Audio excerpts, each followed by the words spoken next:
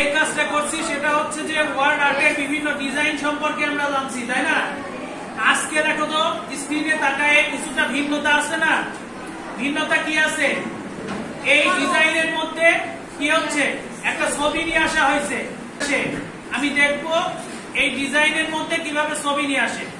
তাইলে আমরা তো কতদিন যে কাজটা করছি সেটা হচ্ছে যে লিখতে কিভাবে হয় এই ডিজাইন, সেটা তো আমরা জানি। এখানে বাংলাদেশ আগে লিখেনি, বাংলাদেশ লিখছি। এখন কি করতে হবে, এটাকে জাস্ট আমরা সিলেক্ট করে আমরা ইনসার্টে গিয়ে এই দেখো ওয়ার্ড আর্ট আছে, ওয়ার্ড আর্টে ক্লিক করব। ওয়ার্ড আর্টে ক্লিক করে আমার যে ডিজাইনটা দরকার ঠিক সেই ডিজাইনটার উপরে ক্লিক করে আমি ওকে করলাম।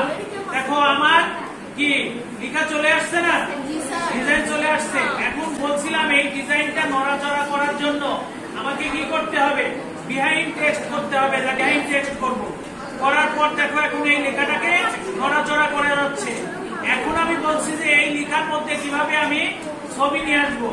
ছবি নিয়ে আসতে গেলে আমাকে কি করতে হবে, এই দেখো আমি ফরম্যাটে শেপ ফিল আছে, এখানে ফরম্যাটে এসে শেপ ফিল আছে। শেপ ফিলে এসে দেখো এখানে পিকচার লেখা আছে। এই পিকচারের উপরে ক্লিক করার পরে এখানে আছে ওয়ার্ক অফলাইন, হচ্ছে ওয়ার্ক অফলাইনে ক্লিক করে আমার কোথায় ছবি আছে জাস্ট সেই ছবিটার উপরে আমি ক্লিক করব। ক্লিক করে ইনসার্ট করব।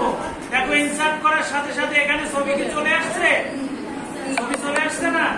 তাহলে কি এটা একটা সুন্দর সিস্টেম না? শুধু আমি ওয়ার্ডটাকে কি আর্টই করতে পারলাম না, ইচ্ছা করলে আমি আমার ছবিও আনতে পারবো। ঠিক আছে, করো তোমরা।